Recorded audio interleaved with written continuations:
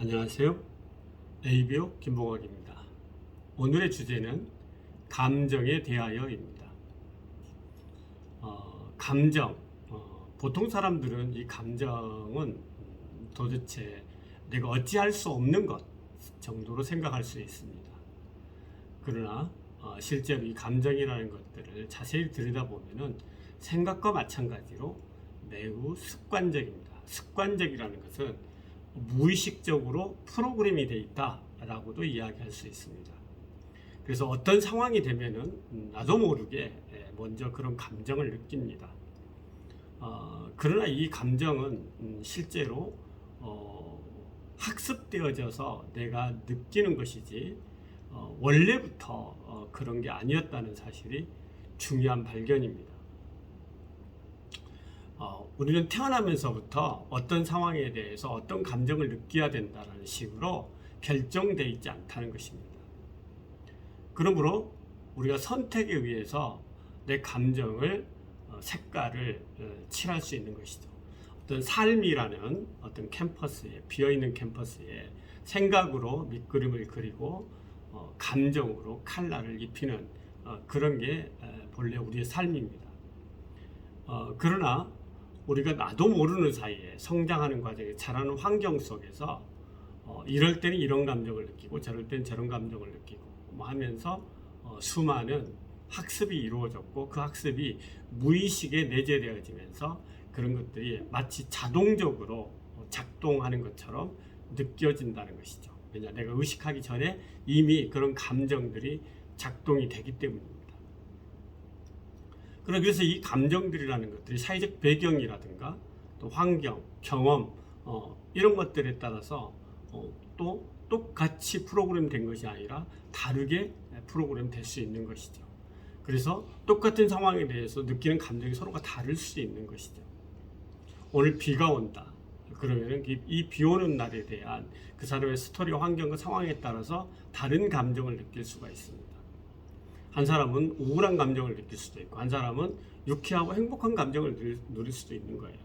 왜냐하면 오늘 기다리는 그 사람이 오기 때문에 또 만나고 싶어 했던 그 사람과의 약속이 예정되어 있기 때문에 이렇듯 상황과 스토리에 따라서 감정은 무척 다를 수 있고 우리는 상황과 조건에 의해서 지배받는 것이 아니라 나의 선택에 의해서 얼마든지 감정의 색깔을 달리 선택할 수 있고 그걸 느낄 수 있다는 겁니다. 자, 중요한 것은 이것이죠. 내가 어떤 현재 감정 상태를 느끼느냐에 따라서 내 삶의 수준과 내용이 달라진다는 사실입니다. 이 사실에서 우리가 알 수 있는 아주 중요한 팩트는 이거이죠. 우리는 감정이라는 것을 습관적으로 프로그래밍 돼 있어요. 어떤 알고리즘이 짜여져 있는 것이죠. 그리고 이 알고리즘은 나도 모르게 짜여져 있는 부분들이 대부분입니다. 왜냐하면 집단적인 무의식 또는 과거로부터 이어져 오는 유전되어 있는 무의식 안에 들어있는 거죠. 그러나 우리가 알 수 있는 것은 새롭게 우리는 이 알고리즘을 다시 프로그래밍 할 수 있다는 사실이 중요한 겁니다. 우리가 만약에 이런 것들을 생각과 감정을 새로운 관점으로 내가 원하는 방향으로 새롭게 프로그래밍 할 수 없다고 한다면 우리는 자율의지가 없는 동물과 똑같은 것이죠. 인간이기 때문에 우리는 자각을 통해서 새로운 방향으로 새로운 관점으로 나의 삶을 생각과 감정, 즉 삶이라는 캔버스 위에 새로운 그림을 그리고 거기에 새로운 물감을 덧칠할 수 있는 것이죠. 이게 뭐냐? 창조인 거죠. 뭐라고요? 창조. 그러므로 사람은 생각과 감정을 가지고 자신의 삶을 새롭게 창조할 수 있다. 이렇게 말할 수 있습니다. 이것을 다른 말로 이야기를 하면은 내가 새롭게 프로그래밍 할 수 있고 느낀다는 것, 내가 어떤 감정을 느낀다는 것 자체를 내가 선택할 수 있다는 것이죠. 그래서 감정은 느껴지는 것이 아니라 수동적으로 느껴지는 것이 아니라 자동적으로 프로그래밍에 의해서 조작당하는 것이 아니라 내가 원하는 방향으로 선택을 프로그래밍해서 내가 느끼는 방향으로 느낄 수 있고 느끼는 방향으로 느끼는 것이 뭐냐? 내 삶의 창조라는 사실이죠. 이게 정말 중요하죠. 생각을 통해서 삶의 방향성과 가치 체계를 정립하고 거기에 걸맞는 감정을 느낌으로써 내 삶을 새롭게 창조할 수 있다는 사실에 이 깊은 권능, 생각과 감정은 누구나 가지고 있고 태어날 때부터 주어져 있기 때문에 우리가 어찌할 수 없는 것 또는 당연한 것처럼 생각할 수 있지만 이 창조의 도구를 우리에게 줘서 권능을 발휘할 수 있도록 내가 원하는 삶을 창조할 수 있는 작은 창조자들로서 우리의 삶이 위대함과 잠재력을 가지고 있다는 사실의 발견이 너무너무 중요한 발견인 것이죠. 그러므로 어찌 보면은 진정한 실력은 행복할 줄 아는 것이다 라고 할 수 있습니다. 내가 행복할 수 있는 방향으로 가치 있고 의미 있는 방향으로 내 삶을 설계하고 그리고 거기에 감정을 덧칠함으로써 내 자신이 행복을 지속 가능하게 누릴 수 있는 그런 내적 프로그램을 내가 다시 프로그래밍 할 수 있다는 사실 자체가 진정으로 똑똑하고 현명하고 지혜로운 사람의 선택이라는 사실입니다. 정말이지 내 생각과 감정을 내가 조절하지 않는다면 누가 조절하겠습니까? 그리고 그 조절할 수 있는 능력이 내게 있다는 사실의 발견이 가장 위대한 발견이다 라고도 할 수 있습니다. 실은 우리가 어떤 일을 하게 되면은 스트레스를 받습니다. 또 어떤 목표를 가지고 있으면은 스트레스를 받죠. 그러나 알고 보면은 성장과 스트레스, 성장과 불편은 어떻게 보면 동전의 양면처럼 분리되지 않아요. 내가 성장하려고 하면은 반드시 불편을 경험해야 됩니다. 내가 점수를 좀 더 끌어올리려면 공부를 해야 되죠. 내 몸을 건강하게 하려면 불편한 운동을 해야 됩니다. 그냥 아무렇게나 그냥 살았는데 단 것만 막 먹고 했는데 그냥 건강해졌어요. 그런 일은 없다는 것이죠. 그러면 우리 감정 가운데서 이 고통을 어떻게 바라볼 것이냐에 따라서 삶의 도약이 일어나는데요.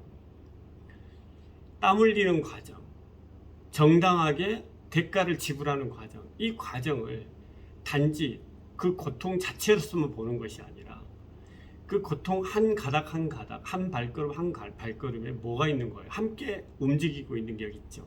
바로 성장이 있는 것이죠. 성취가 있는 것이고 거기에 기쁨이 있는 거예요. 그래서 고통은 그냥 고통 그 자체인 고통은 존재하지 않습니다. 고통과 성장과 기쁨과 성취가 한 덩어리로 같이 움직이는 것이죠. 근데 만약에 우리가 습관적으로 어떤 저항을 만나거나 스트레스를 만났을 때 고통으로만 느낀다라면은 내 인지적인 장애일 뿐만 아니라 그건 오해이고 그건 사실도 아니라는 것이죠. 그래서 스트레스를 만났을 때 어떤 장애를 만났을 때 그때 우리는 뭘 느껴야 되냐면요. 내가 해결 가능한 과제이고 이 과제를 해결하는 과정에서 내 삶은 성숙되고 성취를 이루고 성장하고 기쁨을 누릴 수 있다는 똑같이 양면적인 그런 감정이 함께하고 있다는 사실을 알고 고통만 느끼는 것이 아니라 한 측면에서 있는 성장과 성숙, 성취와 기쁨 이런 감정도 함께 그 과정에서 느낄 수 있는 사람들, 이 사람들은 이 과정을 기쁘게 진행할 수 있는 프로그램을 자체적으로 가동할 수 있다라는 놀라운 발견입니다. 자, 감정, 이것은 내가 어찌할 수 없는 것이 아니라 내가 선택하고 프로그램함으로 인해서 내 삶을 엄청나게 도약으로 이끌 수 있다, 이렇게 이야기할 수 있습니다. 그래서 내 감정의 주파수를 어디다 맞추느냐에 따라서 내 삶의 주파수가 결정되어지는 것이고 그 주파수가 그 주파수에 맞는 드라마가 내 삶 안에서 펼쳐지는 것이죠. 자, 리더님들이 현재의 감정 상태 잘 들여다보시고요. 그것들을 휘둘리지 마시고 나는 감정을 선택할 수 있는 권능을 가지고 있고 그 감정을 새롭게 느낌으로써 내가 원하는 감정을 느낌으로써 내 삶을 새롭게 창조할 수 있는 권능을 가지고 있다는 사실의 발견은 정말 제가 리더님과 꼭 나누고 싶은 그런 발견입니다. 우리 안에 엄청난 사랑이 도착되어 있고 그 사랑은 늘 우리 자신을 향해 있고 또 우리 함께하고 있는 사람들을 향해 있습니다.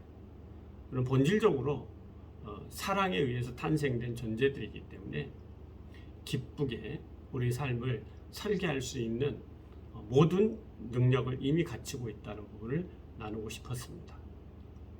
여러분들 또 다음 주에 다시 뵙도록 하겠습니다. 감사합니다.